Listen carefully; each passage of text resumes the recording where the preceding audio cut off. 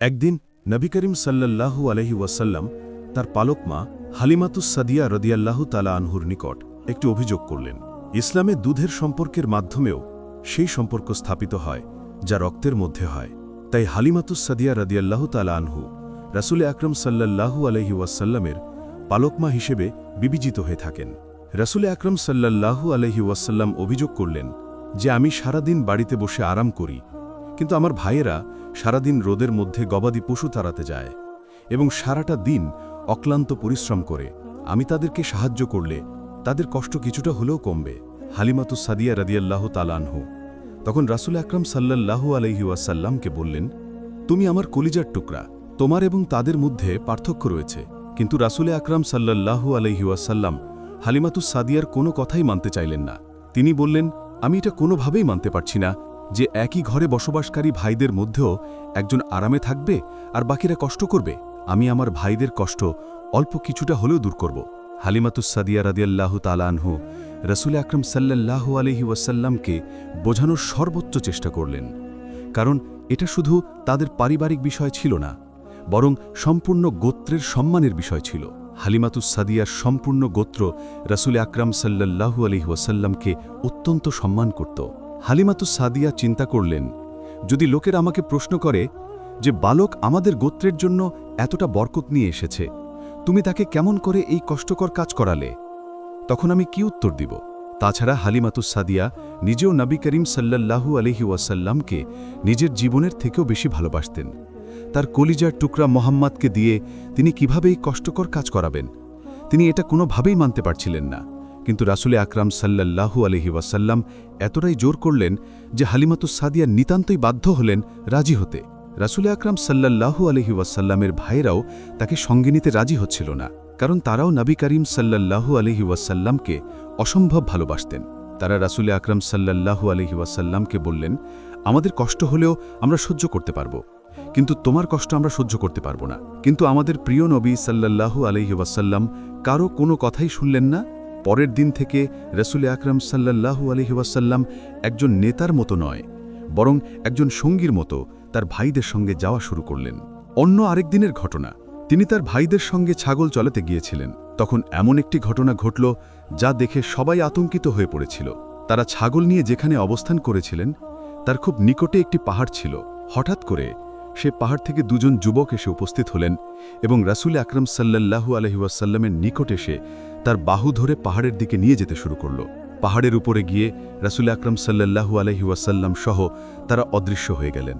নবী করিম সাল্লাল্লাহু আলাইহি ওয়াসাল্লামের ভাইয়েরা তখন সাহায্যের জন্য চিৎকার করতে করতে তাদের গোত্রের কাছে এলো। তারা কাঁদতে কাঁদতে হালিমাতুস সাদিয়াকে বললেন, অবিশ্বাস্য একটা ঘটনা ঘটে গেছে। আমাদের সে ভাই যাকে আপনি মক্কা থেকে নিয়ে এসেছেন, দুজন অচেনা লোক তাকে নিয়ে পালিয়ে গেছে। অপ্রত্যাশিত এই খারাপ খবরে হালিমাতুস সাদিয়ার পায়ের নিচ থেকে মাটি সরে গেল।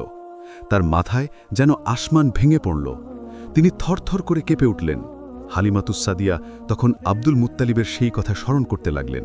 আব্দুল মুত্তালিব বলেছিলেন, এই শিশুর সুরক্ষার প্রতি কড়া নজর রাখবে, কারণ শত্রুরা তার পেছনে লেগেই থাকবে। এই ঘটনা স্মরণ করে তিনি আরও আতঙ্কিত হয়ে পড়লেন এবং গোটা গোত্রের সাহায্যের আবেদন করলেন। গোত্রের সমস্ত পুরুষেরা খুব দ্রুত সেই পাহাড়ের দিকে ছুটে গেল। যখন তারা পাহাড়ে পৌঁছালেন তখন তারা আরও অবাক হয়ে দেখতে পেলেন যে রাসূল আকরাম সাল্লাল্লাহু আলাইহি ওয়াসাল্লাম নিরাপদেই রয়েছেন এবং তিনি সেখানে বসে বিশ্রাম করছেন। তার মাথায় মুকুট, গায়ে রাজকীয় পোশাক। দুজন যুবক তার ডান এবং বাম পাশে বসে তার দেহ মোবারক মালিশ করছেন, ঠিক যেন একজন দাস তাদের মালিকের সেবায় নিয়োজিত। যখন সেই দুই যুবক সামনে আসা মানুষদেরকে দেখতে পেল, ঠিক সেই মুহূর্তেই তারা এক মুহূর্তের মধ্যে অদৃশ্য হয়ে গেল। মুচকি হেসে রাসূল আকরাম সাল্লাল্লাহু আলাইহি ওয়াসাল্লাম হালিমাতুস সাদিয়াকে উদ্দেশ্য করে বললেন, আপনার দুশ্চিন্তা করার কোনো প্রয়োজন নেই। আপনি যাদেরকে দেখতে পেয়েছেন তারা আমার রক্ষক, যারা সবসময় আমার সঙ্গেই থাকে। এদের উপস্থিতিতে কেউ আমার কোনো ক্ষতি করতেই পারবে না। এই কথা শুনে হালিমাতুস সাদিয়া কিছুটা স্বস্তি পেলেন। তবে এই ঘটনার পরেও ৩ বার রাসূল আকরাম সাল্লাল্লাহু আলাইহি ওয়াসাল্লাম এইভাবে অদৃশ্য হয়ে গিয়েছিলেন। কিন্তু হালিমাতুস সাদিয়া তখন নিশ্চিন্ত থাকতেন। এই ঘটনার কিছুদিন পরে হালিমাতুস সাদিয়া রাদিয়াল্লাহু তাআলা আনহু রাসূল আকরাম সাল্লাল্লাহু আলাইহি ওয়াসাল্লামকে নিয়ে তার দাদা আব্দুল মুত্তালিবের সঙ্গে দেখা করার উদ্দেশ্যে রওনা হলেন। মক্কার খুব নিকটে পৌঁছানোর পরে হালিমাতুস সাদিয়া প্রাকৃতিক প্রয়োজনের কারণে নবী করিম সাল্লাল্লাহু আলাইহি সাল্লামকে তাঁবুতে রেখে তাঁবুর বাইরে গেলেন। বাইরে আসার পরেই হঠাৎ করেই চারদিক অন্ধকারে ছেয়ে গেল। যখন হালিমাতুস সাদিয়া তাঁবুতে ফিরে আসলেন, তখন তিনি আতঙ্কিত হয়ে দেখতে পেলেন শিশু মুহাম্মদ সাল্লাল্লাহু আলাইহি সাল্লাম তাঁবুতে নেই। আশেপাশে তিনি খোঁজখবর করে দেখলেন আশেপাশের কোথাও নেই। তখন হালিমাতুস সাদিয়া রাদিয়াল্লাহু তাআলা আনহু খুবই উদ্বিগ্ন হয়ে পড়লেন। তিনি পাগলের মতো মুহাম্মদ সাল্লাল্লাহু আলাইহি সাল্লামকে খুঁজতে শুরু করলেন। খুঁজতে খুঁজতে তিনি মক্কা পর্যন্ত চলে গেলেন, কিন্তু রাসূল আকরাম সাল্লাল্লাহু আলাইহি সাল্লামকে তখন কোথাও খুঁজে পেলেন না। অন্যদিকে আব্দুল মুত্তালিব খানায় কাবার নিকটেই বসেছিলেন। এমন সময় মক্কার একজন ব্যক্তি এসে আব্দুল মুত্তালিবকে বললেন, হালিমাতুস সাদিয়া আপনার নাতি মুহাম্মদকে নিয়ে মক্কায় এসেছেন আপনার সঙ্গে সাক্ষাৎ করার উদ্দেশ্যে, কিন্তু এখন হালিমাতুস সাদিয়া মুহাম্মদকে খুঁজে পাচ্ছেন না। তিনি মক্কার অলিতে গলিতে মুহাম্মদকে পাগলের মতো খোঁজ খবর করছেন। এই কথা শোনা মাত্রই আব্দুল মুত্তালিব অস্থির হয়ে পড়লেন। আব্দুল মুত্তালিব তৎক্ষণাৎ দাঁড়িয়ে গেলেন এবং খাপ থেকে তলোয়ার বের করলেন। তারপরে কাবার গিলাপ ধরে ঘোষণা করলেন, যদি আমি আমার নাতিকে খুঁজে না পাই, তবে আমি 1000 জন আরব এবং 100 কুরাইশকে হত্যা করব। এরপর তিনি কাবার গিলাপ ধরে বললেন, হে বিশ্বজাহানের প্রভু, আপনি আমার নাতি মুহাম্মদকে রক্ষা করুন। আর তখনই আব্দুল মুত্তালিব একটি গায়েবী আওয়াজ শুনতে পান। তাকে বলা হলো, হে আব্দুল মুত্তালিব, আপনি চিন্তা করবেন না, আপনার নাতিকে মহান আল্লাহ তাআলা সুরক্ষিত অবস্থায় রেখেছেন।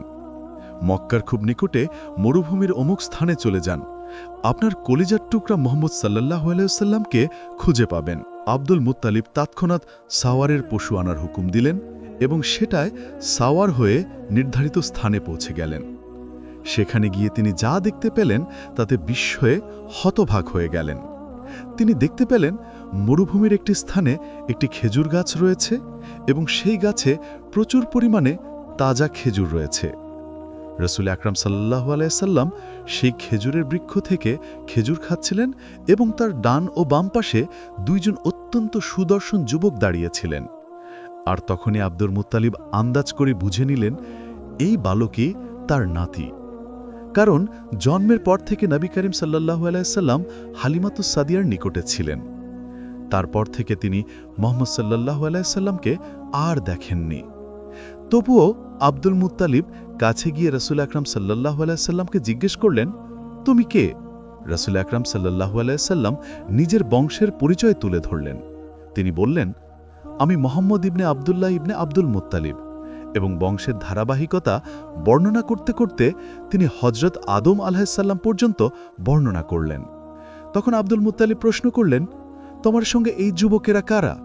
রাসূল আকরাম সাল্লাল্লাহু আলাইহি সাল্লাম উত্তর দিলেন, এই দুইজন হচ্ছেন হযরত জিবরাইল আলাইহিস সালাম এবং হযরত মিকাইল আলাইহিস সালাম, এবং তারা সব সময় আমাকে সুরক্ষা প্রদান করেন।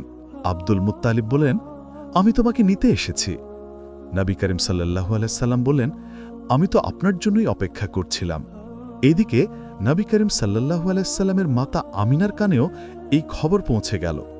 তার কলিজার টুকরা মুহাম্মদ মরুভূমিতে হারিয়ে গেছে, এই খবরে তিনিও অস্থির হয়ে ঘর থেকে বাইরে চলে আসলেন। অন্যদিকে আব্দুল মুত্তালিব নবী করিম সাল্লাল্লাহু আলাইহি সাল্লামকে নিয়ে মক্কায় প্রবেশ করলেন। কিছুক্ষণ পরে নবী করিম সাল্লাল্লাহু আলাইহি সাল্লাম তার মাতা আমিনাকে দেখতে পেলেন এবং তিনি সরাসরি তার মায়ের নিকটে চলে গেলেন। তারপরে তার মায়ের কোলে উঠে পড়লেন।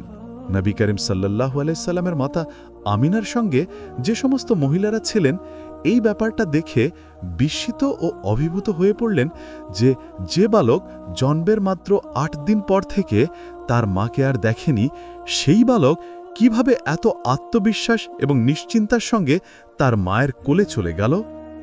এটা ভেবে সবাই খুব বিস্মিত হল। এই সময় হালিমাতুস সাদিয়া রাদিয়াল্লাহু তাআলা আনহু নবী করিম সাল্লাল্লাহু আলাইহি ওয়াসাল্লামকে খুঁজতে খুঁজতে সেখানে এসে উপস্থিত হলেন। নবী করিম সাল্লাল্লাহু আলাইহি ওয়াসাল্লামকে দেখে তার দেহে যেন প্রাণ ফিরে এলো। তিনি দৌড়ে নবী করিম সাল্লাল্লাহু আলাইহি ওয়াসাল্লামের নিকটে গেলেন এবং তাকে জড়িয়ে ধরলেন। তখন আব্দুল মুত্তালিব বললেন, হে হালিমাতুস সাদিয়া, তোমাকে মুহাম্মাদের সুরক্ষা আরও বাড়িয়ে যেতে হবে, কারণ আজ মক্কায় ইহুদিলের একটি দল এসেছে। তারা যদি কোনো ক্রমে এই ঘটনার কথা জানতে পারে তবে তারা মুহাম্মাদের অবস্থান সম্পর্কে অবগত হয়ে যাবে। হালিমাতুস সাদিয়া প্রতিশ্রুতি দিয়ে বললেন, আমি আমার নিজের জীবন দিয়ে হলেও আমার কলিজার টুকরা মুহাম্মদকে রক্ষা করব। এরপর বেশ কিছুদিন মক্কায় অবস্থান করার পরে হালিমাতুস সাদিয়া রাদিয়াল্লাহু তাআলা আনহু নবী করিম সাল্লাল্লাহু আলাইহি ওয়াসাল্লামকে নিয়ে তার নিজের গোত্রে ফিরে গেলেন। আর এইভাবে ধীরে ধীরে সময় অতিবাহিত হয়ে যাচ্ছিল। নবী করিম সাল্লাল্লাহু আলাইহি ওয়াসাল্লামের পাকাপাকিভাবে মক্কায় চলে যাওয়ার সময় এসে উপস্থিত হল। হালিমাতুস সাদিয়া রাদিয়াল্লাহু তাআলা আনহু পাহাড় সমান কষ্ট বুকে নিয়ে নবী করিম সাল্লাল্লাহু আলাইহি ওয়াসাল্লামকে নিয়ে মক্কার উদ্দেশ্যে যাত্রা শুরু করলেন। আগামীকাল থেকে তার কলিজার টুকরা মুহাম্মদ আর তার সঙ্গে থাকবে না, এটা ভেবে হালিমাতুস সাদিয়ার বুকের পাঁজরগুলো যেন একদম ভেঙে যাচ্ছিল। অন্যদিকে আব্দুল মুত্তালিব এবং নবী করিম সাল্লাল্লাহু আলাইহি ওয়াসাল্লামের মা আমিনা নবী করিম সাল্লাল্লাহু আলাইহি ওয়াসাল্লামের ফিরে আসার অপেক্ষায় ছিলেন। নবী করিম সাল্লাল্লাহু আলাইহি ওয়াসাল্লাম মক্কায় ফিরে আসবেন, এই আনন্দে তারা আবির্ভূত ছিলেন। আব্দুল মুত্তালিব হালিমাতুস সাদিয়াকে অনেক পুরস্কার দিলেন। হালিমাতুস সাদিয়া রাদিয়াল্লাহু তাআলা আনহু ফেরার সময় অনেকক্ষণ নবী করিম সাল্লাল্লাহু আলাইহি ওয়াসাল্লামকে জড়িয়ে থাকলেন। এরপর নবী করিম সাল্লাল্লাহু আলাইহি ওয়াসাল্লামকে কপালে চুমু দিয়ে যাত্রা শুরু করলেন। তার চোখ দিয়ে যেন অশ্রুর বন্যা বয়েই যাচ্ছিল। হালিমাতুস সাদিয়ার মনে হতে লাগল তার বুকটা যেন একদম খালি হয়ে গেছে, তার পৃথিবীটা শূন্য হয়ে গেছে। তিনি ডুকরে ডুকরে কাঁদতে লাগলেন। অন্যদিকে নিজের সন্তানকে এতদিন পরে কাছে পাওয়ার আনন্দে আমিনা ছিলেন পৃথিবীর সবচেয়ে সুখী মানুষ। এতদিন তার এই কোল শূন্য ছিল, কিন্তু আজ তার পুত্র মুহাম্মদ তার শূন্যকোল পরিপূর্ণ করে দিয়েছে। নবী করিম সাল্লাল্লাহু আলাইহি ওয়াসাল্লাম তার মায়ের নিকটে মাত্র 1 বছর থাকার সুযোগ পেলেন। যখন নবী করিম সাল্লাল্লাহু আলাইহি ওয়াসাল্লাম 6 বছরে পা রাখলেন, সেই সময় কোনো এক রাতে জানাবা আমিনা তার স্বামী আব্দুল্লাহকে স্বপ্নে দেখতে পেলেন। স্বপ্নে তার স্বামীকে দেখে তিনি খুবই আবেগপ্রবণ হয়ে উঠলেন। সকালে ঘুম থেকে ওঠার পরে তিনি আব্দুল মুত্তালিবের নিকটে গিয়ে বললেন, আমি মদিনায় গমন করতে চাই, সেখানে আমার মা বাবা রয়েছেন, তাছাড়াও সেখানে আমার পুত্র মুহাম্মদের পিতা আব্দুল্লাহর কবর রয়েছে, আমি সেই কবর জিয়ারত করতে চাই। আব্দুল মুত্তালিব অনুমতি দিলেন। আমিনা তখন রাসূল আকরাম সাল্লাল্লাহু আলাইহি ওয়াসাল্লাম, দাসী উম্মে আয়মান, একজন দাস, 3টি উট এবং প্রয়োজনীয় জিনিসপত্র নিয়ে রওনা হলেন। এই ছোট্ট কাফেলা মক্কা থেকে মদিনার উদ্দেশ্যে যাত্রা শুরু করল। সফর শেষে তারা মদিনার বানু নাজ্জার গোত্রের নিকট পৌঁছে গেল। এই গোত্রই ছিল নবী করিম সাল্লাল্লাহু আলাইহি ওয়াসাল্লামের নানাবাড়ির গোত্র।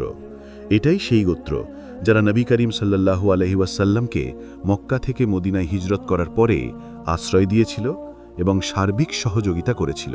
বিবি আমিনা 1 মাস সেই গোত্রে অবস্থান করলেন এবং তার স্বামী ও রাসূল আকরাম সাল্লাল্লাহু আলাইহি ওয়াসাল্লামের পিতা আব্দুল্লাহর কবর জিয়ারাত করলেন। সেখানে কিছুদিন অবস্থান করার পরে তিনি মক্কায় ফিরে যাওয়ার ইচ্ছা প্রকাশ করলেন। মদিনা থেকে মক্কার উদ্দেশ্যে এই ছোট্ট কাফেলা আবারও যাত্রা শুরু করল। মদিনা থেকে প্রায় 100 কিলোমিটার দূরত্বে পৌঁছানোর পরে বিশ্রাম করার উদ্দেশ্যে কাফেলাটি যাত্রাবিরতি করল। তারা যে স্থানে যাত্রাবিরতি করেছিলেন সেই স্থানটি বর্তমানে আবুয়া নামে পরিচিত। পুনরায় যাত্রা করার মতো অবস্থা তার আর ছিল না। ছোট্ট এই কাফেলাটি এখানে অবস্থান করতে থাকে এবং আমিনার অসুস্থতা ক্রমেই বাড়তেই থাকে। অবশেষে সেখানে আমিনা ইন্তেকাল করেন। ইন্না লিল্লাহি ওয়া ইন্না ইলাইহি রাজিউন। মাত্র 6 বছর বয়সে রাসূল আকরাম সাল্লাল্লাহু আলাইহি ওয়াসাল্লামকে মায়ের বিচ্ছেদের আঘাত সহ্য করতে হয়েছে। আমিনাকে গভীর শ্রদ্ধার সঙ্গে সেই স্থানে দাফন করা হয়। উম্মে আয়মান 6 বছরের মুহাম্মদ সাল্লাল্লাহু আলাইহি ওয়াসাল্লামকে নিয়ে মক্কার দিকে যাত্রা শুরু করলেন। উম্মে আয়মান মুহাম্মদ সাল্লাল্লাহু আলাইহি ওয়াসাল্লামকে নিয়ে মক্কায় ফিরে আসেন এবং তাকে তার দাদা আব্দুল মুত্তালিবের জিম্মায় দিয়ে দেন। এরপরে রাসূল আকরাম সাল্লাল্লাহু আলাইহি ওয়াসাল্লাম আরও 1 বছর তার দাদার সঙ্গেই থাকেন। যখন হযরত মুহাম্মদ সাল্লাল্লাহু আলাইহি ওয়াসাল্লাম 7 বছরে পা দিলেন, তখন একটি উল্লেখযোগ্য ঘটনা ঘটে। এই ঘটনায় রসুল আকরাম সাল্লাল্লাহু আলাইহি ওয়াসাল্লাম এমন কিছু উপহার লাভ করেন যে উপহার বাকি জীবন তার সঙ্গেই ছিল। ঘটনাটি হল, একবার নবী করিম সাল্লাল্লাহু আলাইহি ওয়াসাল্লামের দাদা আব্দুল মুত্তালিব বাণিজ্যের উদ্দেশ্যে সিরিয়ায় গমন করেছিলেন। এমন সময় ইয়ামেনের বাদশাহ সৈফ মক্কা আক্রমণের ঘোষণা দেন এবং তিনি এটা বলেন যে মক্কাকে তিনি তার শাসনের অন্তর্ভুক্ত করেই নেবেন। যখন আব্দুল মুত্তালিব বাণিজ্য শেষ করে মক্কায় ফিরে আসলেন, তখন তিনি জানতে পারলেন ইয়ামেনের বাদশাহ দূত পাঠিয়ে মক্কা আক্রমণের ঘোষণা দিয়েছেন। মক্কার মানুষের আব্দুল মুত্তালিবের নিকটে এসে তাদের বিপদের কথা বললেন। আব্দুল মুত্তালিব মক্কার মানুষের নিরাপত্তা নিশ্চিত করতে চাইলেন এবং তিনি বললেন, আমি নিজে ইয়ামেনের বাদশার নিকটে যাব এবং আমি আশা করছি তাকে আমি এটা বোঝাতে সক্ষম হব যে মক্কা মহান আল্লাহ তাআলার সম্মানিত শহর। এখানকার মানুষের উপরে কোনো ধরনের কর আরোপ করা কিংবা অন্যায় করা উচিত হবে না। তিনি ছোট্ট একটি দল প্রস্তুত করলেন এবং মক্কা থেকে ইয়ামেনের উদ্দেশ্যে রওনা দিলেন। যাওয়ার আগে তিনি তার পুত্রকে ডেকে মুহাম্মদ সাল্লাল্লাহু আলাইহি ওয়াসাল্লামকে সঠিকভাবে যত্ন নেওয়ার কথা বলে গেলেন। তিনি আরও বললেন, যদি আমি ফিরে আসার পরে শুনতে পাই তোমরা সঠিকভাবে মুহাম্মদের নিরাপত্তা বিধান করনি, তবে আমি পিটা হয়ে পুত্রদের বিরুদ্ধে অস্ত্র ধারণ করব। এরপরে আব্দুল মুত্তালিব তার কাফেলা নিয়ে ইয়ামেনের উদ্দেশ্যে রওনা হলেন। অন্যদিকে ইয়ামেনের বাদশাহ কঠোরভাবে নির্দেশ দিয়েছিলেন, আমি কিছুদিন একান্ত বিশ্রাম করব। আমার বিশ্রাম শেষ হলে আমি মক্কার ব্যাপারে সিদ্ধান্ত নেব। আমার বিশ্রামের সময় আমার বিশ্রাম মহলে কেউ যাতে প্রবেশ করতে না পারে, এমনকি আমার সন্তানরাও নয়। অন্যদিকে আব্দুল মুত্তালিব তার কাফেলা নিয়ে কয়েকদিনের মধ্যেই যাত্রা শেষ করে ইয়ামেনে পৌঁছে গেলেন। অতঃপর তিনি রাজপ্রাসাদেও চলে গেলেন এবং একটি সৈনিককে বললেন, তোমাদের বাদশাকে এই সংবাদ দাও, আমি মক্কা থেকে তার সঙ্গে সাক্ষাতের উদ্দেশ্যে এসেছি এবং তাকে এটাও বলবে আমার নাম আব্দুল মুত্তালিব।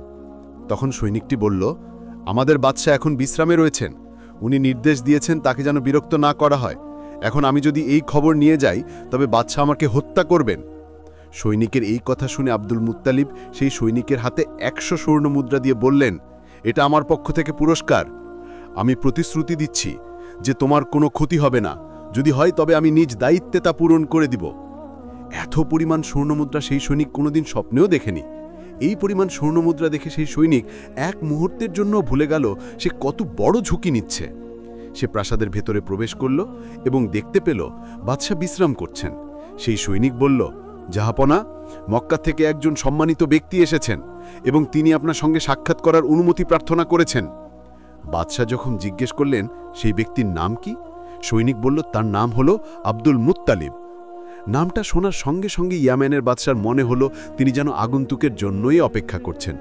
অথচ বাদশা বলেছিলেন, আমি বিশ্রাম নেওয়ার সময় যদি কেউ আমাকে বিরক্ত করো তবে আমি তাকে হত্যা করব, এমনকি সে যদি আমার পুত্র হয়। ইয়ামেনের বাদশা তার সেই কথা ভুলে গেলেন। তিনি সৈনিককে বললেন, তাকে সম্মানে আমার নিকটে নিয়ে আসো। ইয়ামেনের বাদশার এমন কথায় বোঝা গেল মক্কা আক্রমণের পরিকল্পনার পিছনে তার কোনো উদ্দেশ্য ছিল না। তার নিকটে মক্কা থেকে কোনো ব্যক্তি আসবে, তিনি যেন সেটার জন্যই অপেক্ষা করছিলেন। এইদিকে সৈনিক আব্দুল মুত্তালিবের নিকটে এসে বলল, বাদশা আপনার সঙ্গে দেখা করতে সম্মত হয়েছেন, আপনি ভেতরে চলুন। সৈনিক নিজেই বিস্মিত ছিল। সে মনে মনে ভাবছিল, বাদশা তাকে সম্মান দিতে বলেছেন, তিনি মক্কায় এমন কে? যাই হোক, আব্দুল মুত্তালিবকে অত্যন্ত সম্মানের সঙ্গে বাদশার দরবারে নিয়ে যাওয়া হলো। ইয়ামেনের বাদশা আব্দুল মুত্তালিবকে অভ্যর্থনা জানালেন এবং আসন গ্রহণ করতে বললেন। বাদশার আসনের একপাশে খোলা তলোয়ার এবং অন্য পাশে মদের পাত্র ছিল। ইয়ামেনের বাদশা আব্দুল মুত্তালিবকে উদ্দেশ্য করে বললেন, মক্কায় এমন একটি শিশুর জন্ম হবে যে শিশুর জন্মের আগেই তার পিতা ইন্তেকাল করবে। যখন সেই শিশু 6 বছরের বালক হবে তখন তার মা ইন্তেকাল করবে। এরপরে সেই বালকের দাদা তাকে লালন পালন করবেন। যখন তার দাদা তাকে লালন পালন করবেন তখন সেই ব্যক্তি আমার নিকটে আসবে। তিনি আরও বললেন, আমার কাছে নবীদের পক্ষ থেকে 3টি আমানত গচ্ছিত রয়েছে। সেই রাসূলের জন্য আমি অপেক্ষা করছিলাম যে মক্কা থেকে সেই বালকের দাদা আসবে এবং আমার কাছ থেকে সেই আমানত নিয়ে যাবে। বাদশাহ আরও বললেন, সেই বালকের একটি চিহ্ন রয়েছে যা তার পরিচয় বহন করে। তার 2 কাঁধের মাঝে নবুয়তের সিলমোহর থাকবে। সেই বালককে যদি আপনি মক্কায় দেখতে পান তবে আমাকে সঙ্গে সঙ্গে জানাবেন, আমি তার জন্যই অপেক্ষা করছি। আব্দুল মুত্তালিব নিশ্চিতভাবেই বুঝতে পারলেন যে বাদশাহ রাসূলে আকরাম সাল্লাল্লাহু আলাইহি ওয়াসাল্লাম এরই কথা বলেছেন, কিন্তু তিনি ভাবছিলেন কিভাবে এই ব্যাপারটা ব্যাখ্যা করবেন। আব্দুল মুত্তালিব এটা সরাসরি বলতে পারলেন না যে আপনার বর্ণিত সেই বালক আমার নাতি, কারণ বাদশাহ যদি মনে করে আমানতের কথা শুনে তিনি নিজেই এই দাবি করেছেন তাহলে ভুল বোঝাবুঝির সৃষ্টি হতে পারে। আবার তিনি এটাও বলতে পারছিলেন না যে যখন শিশু আসবে তখন তিনি তা জানাবেন, কারণ তাহলে এটা ভুল প্রতিশ্রুতি হবে। এবার বাদশাহ মুচকি হাসলেন এবং বললেন, এটা শুধু আমার অনুমান নয়, এটা আমার বিশ্বাস। সেই বালকের দাদা আপনি নিজে, এবং সেই বালক ইতোমধ্যেই আপনার বাড়িতে জন্ম নিয়েছে। আব্দুল মুত্তালিব উত্তর দিলেন, আপনি যে চিহ্নের কথা বলেছেন সেটার ভিত্তিতে সেই বালক আমার নাতি। ইয়ামানের শাসক বললেন, আজ আপনি বিশ্রাম করুন, আগামীকাল আপনার সঙ্গে বাকি কথা হবে। ইয়ামানের বাদশাহ আব্দুল মুত্তালিবকে রাজকীয় মেহমানখানায় পাঠিয়ে দিলেন এবং তিনি তার কর্মচারীদেরকে হুকুম দিলেন, আব্দুল মুত্তালিবকে রাজকীয় সম্মানে মেহমানখানায় নিয়ে যাও এবং তার সেবা যত্নের যেন কোনো কমতি না হয়। ইয়ামানের লোকেরা যখন শুনল আব্দুল মুত্তালিবকে রাজকীয় সম্মানে মেহমানখানায় পাঠানো হয়েছে তখন তারা খুব অবাক হয়ে গেল, কারণ ইয়ামানের বাদশাহ এতটা সহজে কাউকে সম্মান করেন না। পরের দিন আবারও এক বিস্ময়কর ঘটনা ঘটল। ইয়ামানের বাদশাহ তিনি নিচেই রাজপ্রাসাদ থেকে বেরিয়ে এলেন এবং আব্দুল মুত্তালিবের সামনে আনুষ্ঠানিকভাবে একটি সভার আয়োজন করলেন। ইয়ামানের শাসক হজরত আব্দুল মুত্তালিবকে এক রাজকীয় মেহমানের মর্যাদায় দরবারে আমন্ত্রণ করলেন। তিনি বললেন, যা আমি এই দরবারের সভার সামনে বলতে পারছি না তা আমি রাতের বেলায় আপনার সঙ্গে একান্তে বলবো। যখন আপনাকে বিদায় নেওয়া হবে তখন এই আমানত আপনার হাতে তুলে দেওয়া হবে। আব্দুল মুত্তালিব সন্ধ্যার অপেক্ষায় ছিলেন। সন্ধ্যার পরে বাদশাহ আব্দুল মুত্তালিবকে অন্দরমহলে ডেকে পাঠালেন। ইয়ামানের বাদশাহ আব্দুল মুত্তালিবকে 3টি প্রাণী উপহার হিসেবে দিলেন এবং বললেন, এই 3টি প্রাণী আমার পক্ষ থেকে আপনার সেই নাতির জন্য উপহার যিনি মহান আল্লাহ পাক রব্বুল আলামিনের শেষ রাসূল হবেন। সে নবুয়াত পাওয়া পর্যন্ত যদি আমি বেঁচে থাকি তবে আমি আমার জীবন দিয়ে হলেও তাকে সাহায্য করব।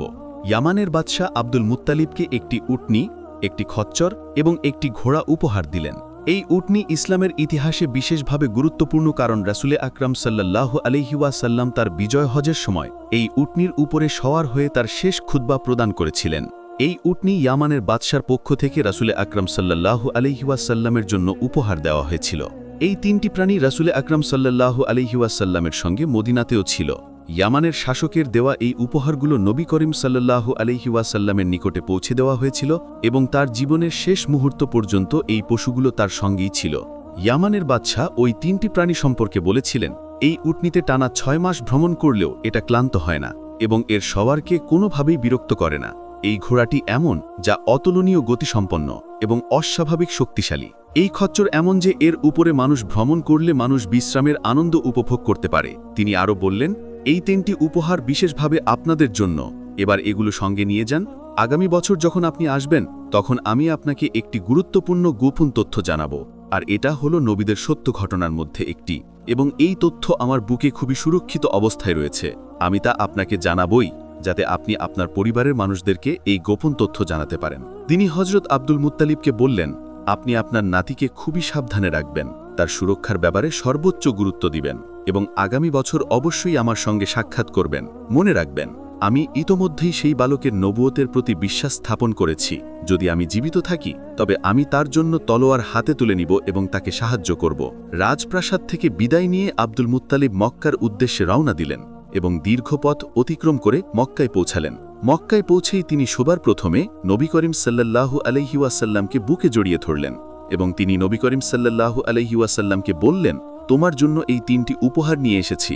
রাসূলে আকরাম সাল্লাল্লাহু আলাইহি ওয়াসাল্লাম অত্যন্ত আনন্দের সঙ্গে সেই উপহারগুলো গ্রহণ করলেন এবং এই উপহারগুলো নবী করিম সাল্লাল্লাহু আলাইহি ওয়াসাল্লামের বাকি জীবন তার সঙ্গেই থেকে যায়। আলহামদুলিল্লাহ, এই ছিল আজকের গল্প। আশা করি এই গল্প থেকে আমরা সবাই শিক্ষা নেব আর আমাদের ঈমান আরও দৃঢ় হবে ইনশাআল্লাহ। যদি গল্পটি ভালো লেগে থাকে তাহলে ভিডিওটিতে একটি লাইক দিন, আর এমন অনুপ্রেরণাদায়ক ইসলামিক গল্প শুনতে আমাদের চ্যানেলটি সাবস্ক্রাইব করুন। মন্তব্যে লিখে জানান পরের গল্পে আপনি কি শুনতে চান। পরবর্তী ভিডিওতে আবার দেখা হবে। ততদিন পর্যন্ত আল্লাহ হাফেজ।